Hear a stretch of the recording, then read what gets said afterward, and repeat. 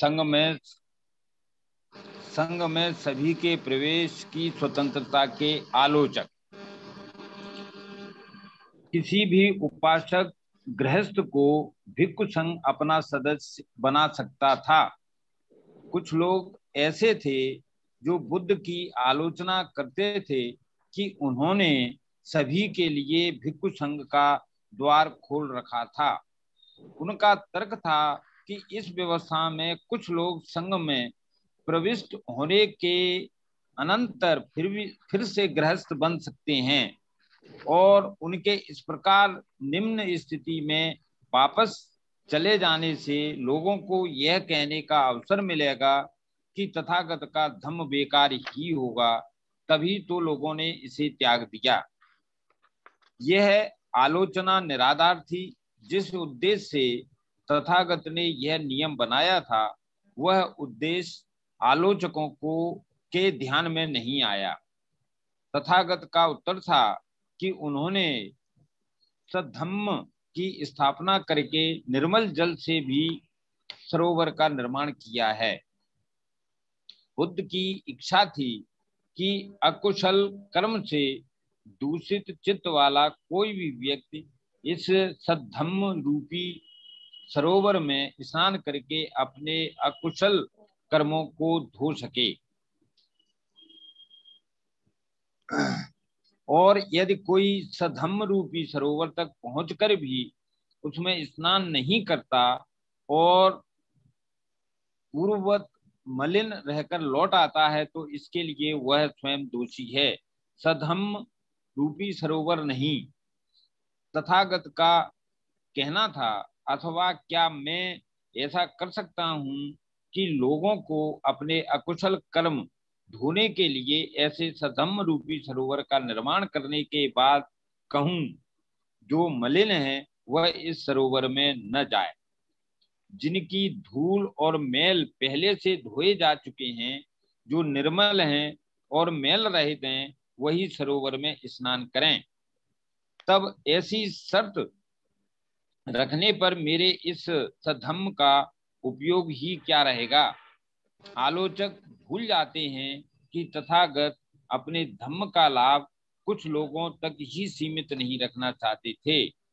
वह चाहते थे कि इसका द्वार सभी के लिए खुला रहे, सभी इसका परीक्षण कर सकें। नंबर 2, आदरणीय द्रोक्षिमोर साहब।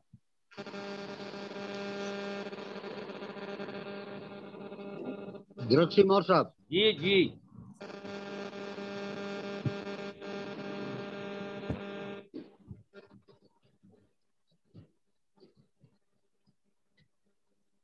तेरा माइक तो खुला है।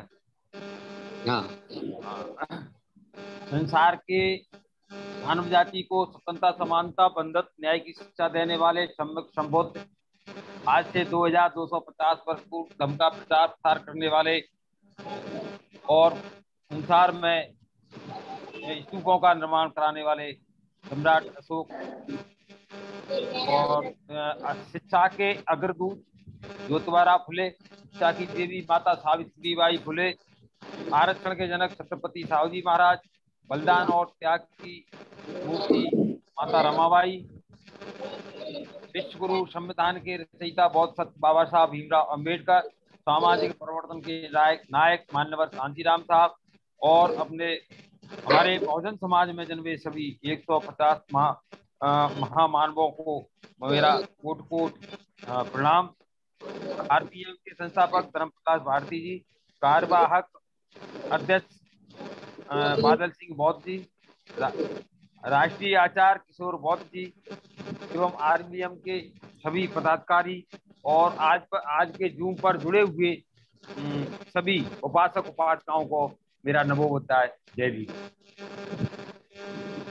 आज के वाचन में भाग 3 का जो वाचन किया जा रहा है उसका पद नंबर 2 है, संकल्प ग्रहण करने की आलोचना। पंचशील ही पर्याप्त क्यों नहीं है, अन्य संकल्पों को ही ग्रहण करना क्यों आवश्यक समझा जाता है। ये प्रश्न थे जिन्हें प्रायः उठाया जाता था तर्क करने वाले तर्क करते थे कि यदि बिना औषधि के रोग का शमन हो सकता है तो फिर वमन कराने वाली औषधियों, जुलाब देने वाली औषधियों तथा अन्य ऐसी ही औषधियों का क्या प्रयोजन। इसी प्रकार यदि गृहस्थ उपासक पंचशील ग्रहण करके ही इंद्रियों के भोग भोगता भी शांति श्रेष्ठ निर्माण को प्राप्त कर सकता है तो भिक्षु को उन शीलों तथा दूसरे संकल्पों को संकल्प रूप में ग्रहण करने की क्या आवश्यकता है।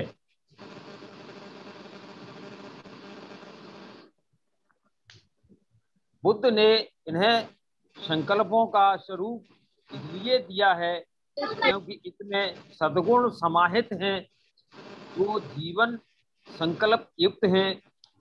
उसमें सदाचरण का विकसित होना निश्चित है।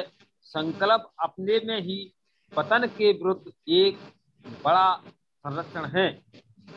जो लोग संकल्प ग्रहण करते हैं और उनका स्वेच्छा से पालन करते हैं वे दुख से मुक्ति प्राप्त करते हैं। संकल्पों का पालन काम वासना, ईर्षा, अहंकार तथा अन्य विचारों पर एक अंकुश का काम करता है। जो संकल्प ग्रहण करते हैं तथा उनका पालन करते हैं वे निश्चित रूप से संरक्षित रहते हैं और आचरण तथा मन से परिशुद्ध रहते हैं। मात्र शील ग्रहण करने से ऐसा नहीं होता। केवल शील ग्रहण करने की स्थिति में नैतिक पतन के विरुद्ध कोई संरक्षण नहीं होता, किंतु संकल्प में ऐसा संरक्षण संभव है। संकल्प साधक का जीवन बहुत कठिन होता है, मात्र शील ग्रहण करने वाले का नहीं।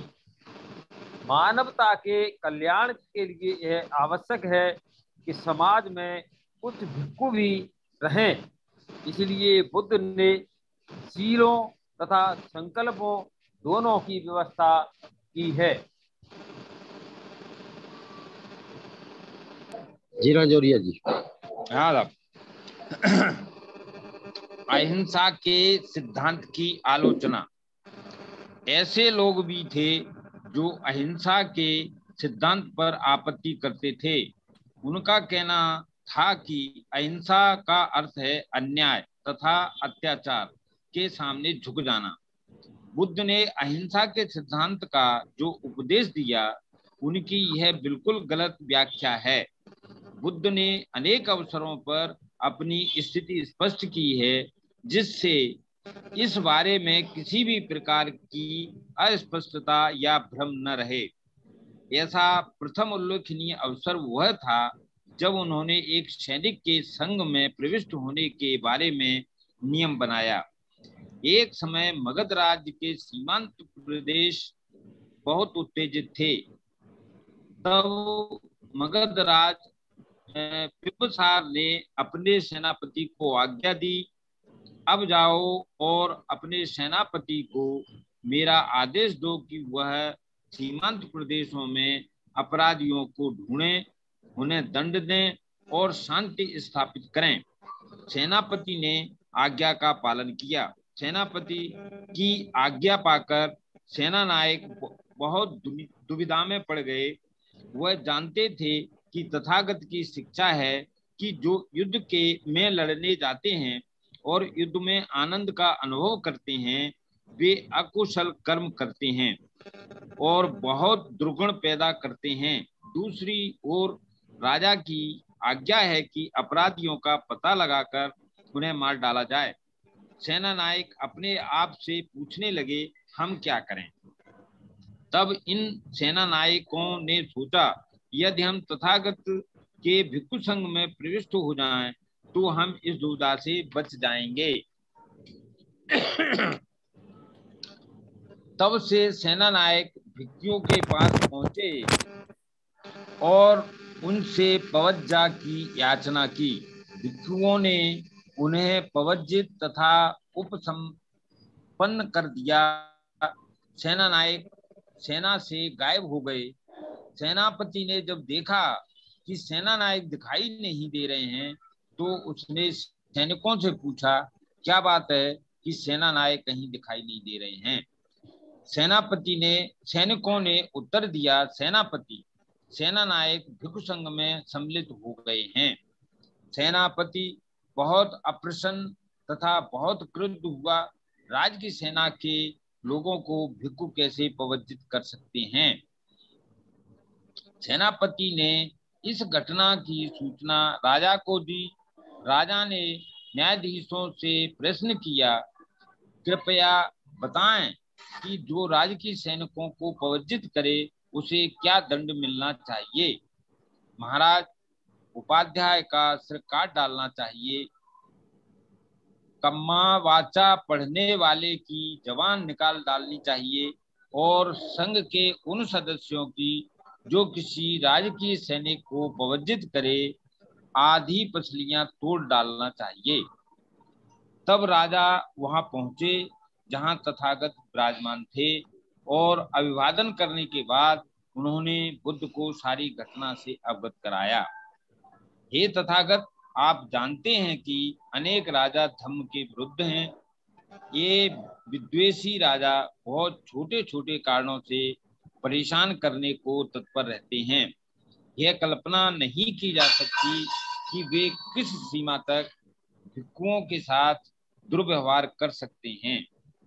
यदि उन्हें पता चल जाए कि भिक्षु लोग सैनिकों को सेना छोड़कर भिक्षु संघ में सम्मिलित होने के लिए प्रेरित कर रहे हैं, मैं याचना करता हूं कि तथागत इस सर्वनाश को रोकने के लिए अवश्य कार्यवाही करें।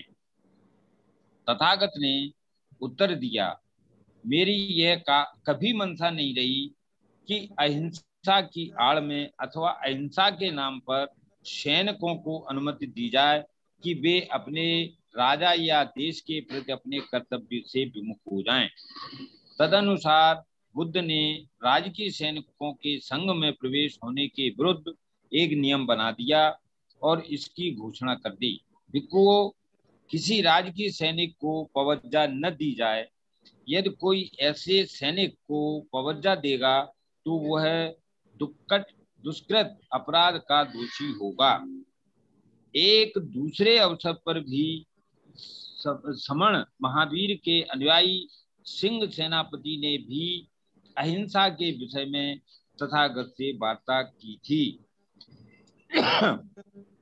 सिंह सेनापति ने पूछा था, तथागत के सिद्धांत के बारे में अभी भी मेरे मन में एक संदेह शेष है। क्या तथागत इस संदेह को दूर करेंगे ताकि मैं धम्म को वैसे ही समझ सकूं जैसे तथागत उपदेश देते हैं। तथागत के स्वीकार कर लेने पर सिंह सेनापति ने पूछा, हे तथागत, मैं सेनापति हूँ, मुझे राजा ने अपने कानूनों का पालन करवाने के लिए और युद्ध लड़ने के लिए नियुक्त किया है, तो क्या तथागत जो असीम दवा और दुखियों के प्रति करुणा की शिक्षा देते हैं, अपराधियों को दंड देने की अनुमति देंगे? और क्या तथागत यह घोषणा करते हैं कि अपने घरों, अपने बीवी बच्चों और अपनी संपत्ति की रक्षा के लिए युद्ध करना ठीक नहीं है? क्या तथागत संपूर्ण स्वसमर्पण की शिक्षा देते हैं कि हम आताताई को उसकी मनमानी करने दें और जो हिंसा द्वारा हमारा सामान छीनने की धमकी दे उसके आगे हम झुक जाएं? क्या तथागत का यह कहना है कि सभी प्रकार के युद्धों को, ऐसे युद्धों को भी जो सही उद्देश्य के लिए लड़े जाएं, वर्जित कर देना चाहिए? तथागत ने उत्तर दिया, जो दंड के योग्य हैं उसे दंड मिलना ही चाहिए, जो उपकार के योग्य हैं उसका उपकार करना ही चाहिए। साथ ही किसी भी प्राणी को कष्ट नहीं दिया जाना चाहिए, बल्कि उसके साथ प्रेम और दया का बर्ताव किया जाना चाहिए। ये निषेधादेश परस्पर विरोधी नहीं है, क्योंकि जिसने अपराध किया है उसे दंडित किया ही जाना चाहिए। वह न्यायाधीश के द्वेष के कारण ही नहीं, बल्कि अपने ही अकुशल कर्म के परिणाम स्वरूप ही कष्ट भोगता है। न्यायाधीश द्वारा दिया गया दंड उसके अपने अकुशल कर्म का फल है। न्यायाधीश जब दंड देता है तो उसके मन में किसी भी प्रकार की घृणा की भावना नहीं होनी चाहिए। और एक हत्यारे को भी जब फांसी की सजा दी जाए तो उसे ऐसा महसूस होना चाहिए कि यह उसके अपने अकुशल कर्मों का फल है। जब वह समझेगा कि दंड उसके अंतर्मन को शुद्ध बनाएगा तो कोई भी दंडित व्यक्ति अपने किए पर विलाप नहीं करेगा, बल्कि ऐसा होने पर वह प्रसन्न होगा। इन बातों पर अच्छी तरह विचार करने से यह बात स्पष्ट हो जानी चाहिए कि बुद्ध की देशना में अहिंसा आधारभूत है, किंतु यह निरपेक्ष नहीं है। उन्होंने सिखाया कि बुराई को भलाई से जीतना चाहिए, लेकिन उन्होंने यह कभी नहीं सिखाया कि बुराई द्वारा भलाई को पराजित होने देना चाहिए। वह अहिंसा के समर्थक थे और उन्होंने हिंसा की निंदा की, लेकिन उन्होंने इस बात से कभी इनकार नहीं किया कि बुराई द्वारा नष्ट की जा रही भलाई की रक्षा के लिए आखिरी हथियार के रूप में हिंसा का प्रयोग न किया जाए। इस प्रकार ऐसा नहीं है कि बुद्ध ने किसी खतरनाक सिद्धांत का प्रतिपादन किया है। आलोचक ही उसके महत्व और क्षेत्र को ठीक प्रकार समझ पाने में असफल रहे हैं। जी मोर साहब। आगे का, शील का उपदेश देकर अंधकार निराशा उत्पन्न करने का आरोप दुख निराशा का कारण। कपिल के अनुसार दुख का मूल अर्थ है अशांति को व्याकुलता। आरंभ में इस शब्द का तात्विक गूढ़ अर्थ होता था, बाद में इसका अर्थ शरीर और मन का कष्ट हो गया। दोनों अर्थ एक दूसरे से बहुत अलग नहीं थे, दोनों बहुत निकट थे। अशांति से ही शरीर तथा मन के कष्ट उत्पन्न हैं। शीघ्र ही इसका अर्थ सामाजिक तथा आर्थिक कारणों से होने वाला शारीरिक और मानसिक कष्ट हो गया। बुद्ध ने दुख शब्द को किन अर्थों में प्रयुक्त किया है? बुद्ध का एक धम्मोपदेश है जिससे यह स्पष्ट होता है कि तथागत इस बात को भली बात जानते थे कि दरिद्रता ही दुख का कारण है। अपने उस धम्मोपदेश में तथागत कहते हैं कि भिक्षु सांसारिक प्राणी के लिए क्या दरिद्रता दुखद वस्तु है? तथागत निश्चित रूप से। और जब आदमी गरीब होता है, उसे गरज रहती है, उसका हाथ तंग रहता है, वह कर्ज में फंस जाता है, तो वह अवस्था भी दुखद है। तथागत निश्चित रूप से। और जब वह कर्ज में डूबा होता है, वह उधार लेता है, तो क्या यह भी दुखद है? और जब कर्जा चुकाने का समय आता है, वह कर्जा चुका नहीं पाता और लेने वाले उस पर जोर डालते हैं, तो क्या यह भी दुखद है? तथागत निश्चित रूप से। और जब जुगुर डालने पर भी वह नहीं दे पाता, तो वे उसे पीटते हैं, और क्या यह भी दुखद है? तथागत निश्चित रूप से। और जब वह पिटने पर भी नहीं दे पाता, तो वे उसे बांध डालते हैं, तो क्या यह भी दुखद है? तथागत निश्चित रूप से। इसलिए भिक्षुओं दरिद्रता, कर्ज, उधार लेना, जोर डाला जाना, पीटा जाना तथा बांधा जाना, ये सभी सांसारिक प्राणी के लिए कष्टप्रद हैं। संसार में दरिद्रता और ऋण दुखद हैं। इससे स्पष्ट होता है कि बुद्ध की दुख की कल्पना भौतिक भी है। अनित्यता को निराशा का कारण बताना। इस अंधकारावृत के आरोप का एक अन्य आधार उनका अनित्यता का सिद्धांत बताया जाता है, जिसके अनुसार सभी निर्मित वस्तुएं अनित्य हैं, अस्थायी हैं। इस सिद्धांत की सच्चाई पर कोई प्रश्न नहीं उठाता। सभी स्वीकार करते हैं कि हर चीज अनित्य है। यदि कोई सिद्धांत सत्य है तो उसे सत्य कहा ही जाना चाहिए, भले ही वह सत्य कितना भी कटु क्यों न हो। लेकिन इसका निराशावादी निष्कर्ष क्यों नहीं निकाला जाए? यदि जीवन क्षणिक है तो यह क्षणिक है। इस विषय में किसी को भी दुखी होने की जरूरत नहीं है। यह तो केवल अपने अपने दृष्टिकोण और व्याख्या पर निर्भर करता है। इस विषय में वर्षावासियों म्यांमार वासियों का दृष्टिकोण सर्वथा भिन्न है। किसी परिवार में मृत्यु की घटना को बर्मी लोग एक उत्साह के रूप में ऐसे मनाते हैं जैसे यह कोई खुशी का अवसर हो। जिस दिन किसी की मृत्यु होती है उस दिन गृहस्थ सभी परिचितों को एक भोज देता है और लोग नाचते गाते हुए सबको शमशान भूमि ले जाते हैं और इस बारे में नहीं सोचता, क्योंकि मृत्यु को तो आना ही था। यदि अनित्यता का सिद्धांत निराशाजनक है तो केवल इसलिए है कि नित्यता को सत्य मान लिया गया, यद्यपि ऐसा मानना भ्रामक है और झूठ है।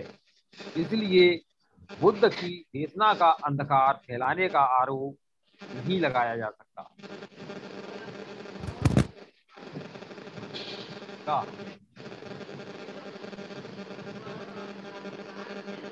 क्या बौद्ध धर्म निराशावादी है? बुद्ध के धम्म पर निराशावादी होने का आरोप लगाया गया है। इस आरोप का कारण प्रथम श्रेष्ठ सत्य है जो बताता है कि संसार में दुख है। यह सचमुच आश्चर्य की बात है कि दुख का उल्लेख मात्र ऐसे आरोप का कारण बन गया। कार्ल मार्क्स ने भी कहा था, संसार में शोषण है, अमीर और अधिक अमीर बनाए जा रहे हैं तथा गरीब और अधिक गरीब। लेकिन तब भी ये नहीं कहा कि कार्ल मार्क्स का सिद्धांत निराशावादी सिद्धांत है। तब बुद्ध के सिद्धांत के संबंध में एक अलग दृष्टिकोण क्यों अपनाया जाए? ऐसा शायद इसलिए है क्योंकि बुद्ध ने अपने प्रथम धम्मोपदेश में यह कहा कि जन्म दुख है, जरा दुख है और मरण दुख है, और इसी कारण बौद्ध धर्म को कुछ गहरा निराशावादी रंग दे दिया गया है। जिन्हें शब्दाडंबर का ज्ञान है वे जानते हैं कि यह एक छल कपटपूर्ण अतिशयोक्ति मात्र है और यह चतुर साहित्यिक लोगों का अपेक्षित प्रभाव उत्पन्न करने के लिए उपयोग में लाई जाती है।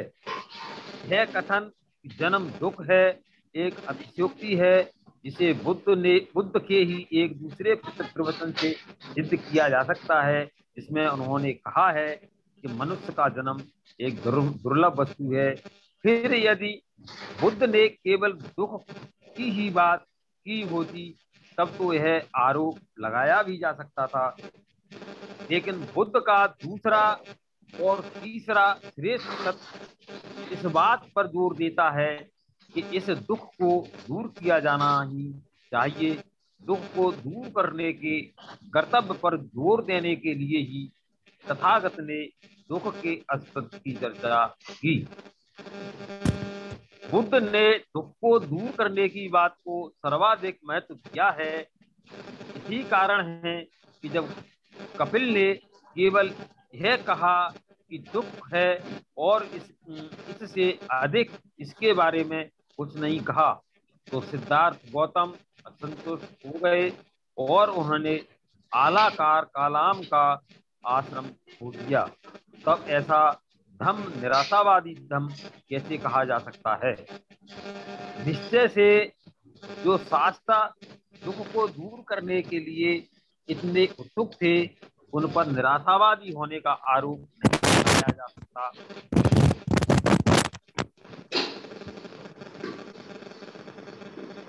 जी राजौरिया जी। हाँ साहब।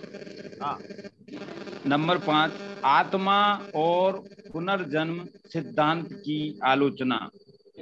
बुद्ध ने धम्मोपदेश दिया कि आत्मा नहीं है।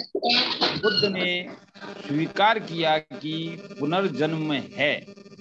ऐसे लोगों की कमी नहीं थी जिन्होंने बुद्ध की इस बात के लिए आलोचना की कि वे परस्पर विरोधी सिद्धांतों का प्रचार करते हैं।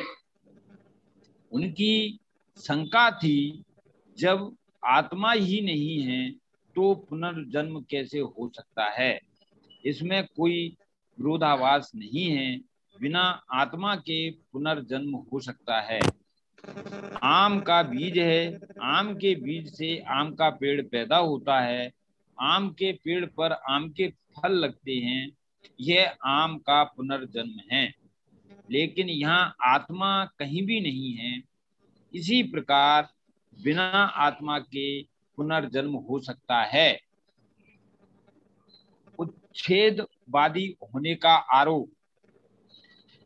एक बार बुद्ध जब सावत्य के जेतवन बिहार में ठहरे हुए थे, तो उन्हें सूचना मिली कि अरिट नाम के एक भिक्षु ने तथागत द्वारा उपदेशित मत के बारे में अपना ऐसा मत बना लिया है जो तथागत का मत है ही नहीं।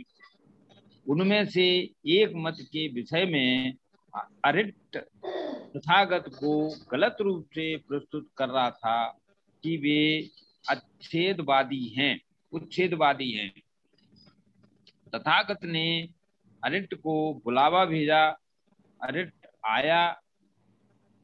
प्रश्न किए जाने पर वह मौन और उदास होकर बैठ गया।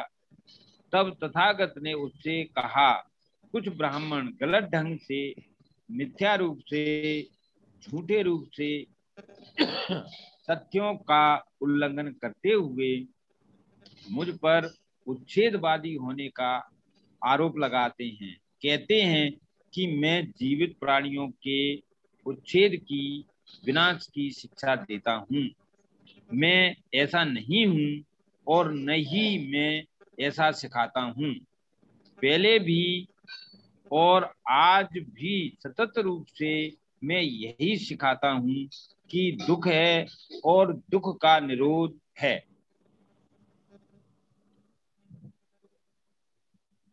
आगे चलना है क्या साहब? कदम साहब अपना माइक खोलो। आगे आगे वैसे 10 मिनट और बातचीत करेंगे। एक चैप्टर और बात करें। होता है धनंजय की निष्ठा। तथागत के अनेक समर्थक और प्रशंसक थे। उनमें से एक धनंजय थी। वह भारद्वाज की पत्नी थी। उसका पति तथागत से घृणा करता था, लेकिन धनांजन तो बुद्ध की निष्ठावान उपासका थी। निष्ठा उल्लेख करने योग्य है। एक बार बुद्ध राजगृह के समीप बेलू वन विहार में गलंद कनवा नामक स्थान पर ठहरे हुए थे। उस समय भारद्वाज परिवार के एक व्यक्ति की पत्नी धनंजय अपने पति के साथ राजगृह में रहती थी। पति तथागत का घोर विरोधी था, लेकिन धनंजय बुद्ध धर्म और संघ के प्रति श्रद्धा रखती थी। कीर्तन की वंदना करना उसका स्वभाव बन गया था। जब कभी वह इस प्रकार वंदना करती तो उसका पति कान बंद कर लेता था। एक बार बहुत से साथियों को प्रीति भोज देने की पूर्व संध्या पर उसने धनंजय से प्रार्थना की कि वह और जो चाहे करे, बुद्ध की वंदना करके वह उसके अतिथियों को अप्रसन्न न करे। धनंजय ऐसा कोई वचन देने के लिए तैयार न थी। उसके पति ने उसे धमकाया कि अपनी तलवार से केले को काट डालने की तरह ही वह उसके टुकड़े टुकड़े कर देगा। धनंजय ने कहा कि वह हर कष्ट सहन करने के लिए तैयार थी। इस प्रकार उसने अपनी वाणी की स्वतंत्रता को सुरक्षित रखा और उसने बुद्ध की प्रशंसा में 500 गाथाएं कह सुनाई ताकि वे लोग बिना शर्त स्वयं का समर्पण कर दें। भोजन पात्र तथा सुनहरे चम्मच रख दिए गए। अतिथि भोजन करने बैठे। अतिथियों को भोजन कराते समय ही उसकी बलवती भावना ने जोर मारा। वह बीच में ही बेलुवन की ओर घूमकर खड़ी हो गई और उसने त्रिरत्न की प्रस्तुति की। विक्षुब्ध अतिथिगण उठ खड़े हुए। एक विधर्मी बौद्ध माता लंबी की उपस्थिति से दूषित हुए भोजन को भूखे हुए वे तेजी से वहां से चले गए। पत्नी ने चौपट हो गई दावत के मत पत्नी को बहुत डांटा। उसने फिर भारद्वाज को रात्रि का भोजन कराते समय उसके समक्ष त्रिरत्न की वंदना की। अर्हत सम्यक संबोध को नमस्कार है, धम्म को नमस्कार है, संघ को नमस्कार है। उसके ऐसा कहने पर भारद्वाज बहुत क्रोधित हुआ और चिल्लाया, नीच कहीं की हर समय उसी सिर मुड़े के गीत गाती रहती है। वो नीच, मैं तेरे शिक्षक को जाकर अभी सबक सिखाता हूँ। धनंजय ने उत्तर दिया, हे भारद्वाज, मैं मनुष्यों में से किसी को भी ऐसा नहीं पाती जो उन श्रेष्ठम अर्हत सम्यक बुद्ध की भर्त्सना कर सके। लेकिन भारद्वाज, तुम उनके पास जाओ तब भी उन्हें पता चलेगा। तब वह नाराज और अप्रसन्न भारद्वाज तथागत की खोज में निकला। जहाँ तथागत ठहरे थे वहां पहुंचकर उसने मित्रता और शिष्टाचार के साथ उसका अभिवादन किया और कुशल क्षेम पूछकर एक ओर जाकर बैठ गया। इस प्रकार बैठे हुए भारद्वाज ने तथागत से एक प्रश्न पूछे कि सुख पूर्वक रहने के लिए हमें किसकी हत्या करनी चाहिए, और रोना पड़े तो इसके लिए हमें किसकी हत्या करनी चाहिए। तथागत सर्वोपर क्या है जिसकी हत्या का आरोप सबसे अधिक समर्थन करते हैं। तथागत ने उत्तर दिया, सुख पूर्वक रहने के लिए क्रोध की हत्या करनी चाहिए और रोना पड़े इसके लिए क्रोध की हत्या करनी चाहिए। ये भारद्वाज, क्रोध की का मूल विषैला है, इसका शिखर उत्तेजनापूर्ण है, जिसमें हत्या माधुर्य है। श्रेष्ठ जनों ने इसी प्रकार की हत्या की प्रशंसा की है। यदि भविष्य में और रोना पीटना न हो तो क्रोध की हत्या कर देनी चाहिए। बुद्ध के उत्तर की श्रेष्ठता को समझ भारद्वाज बोला, ये तथागत अद्भुत है।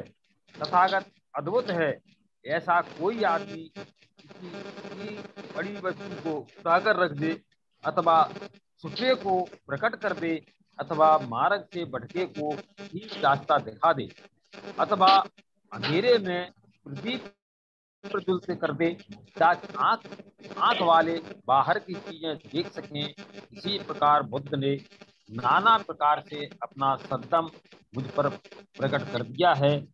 इसी प्रकार तथागत ने अनेक प्रकार से अपने धर्म को समझाया है। ये तथागत, मैं बुद्ध धर्म तथा संघ की शरण ग्रहण करता हूँ। मैं गृहस्थी त्याग कर पवित्र होना चाहता हूँ। इस प्रकार धनंजय न केवल स्वयं बुद्ध की उपासका थी बल्कि उसने अपने पति को भी उसका समर्पण किया। बहुत बहुत साधुवाद आदरणीय द्रौपदी मौर्य साहब, मंगल सिंह राजौरिया जी। आपने बड़े ही स्पष्ट शब्दों में आज अपना उद्बोधन दिया है। अब मैं इसी कार्यक्रम को आगे बढ़ा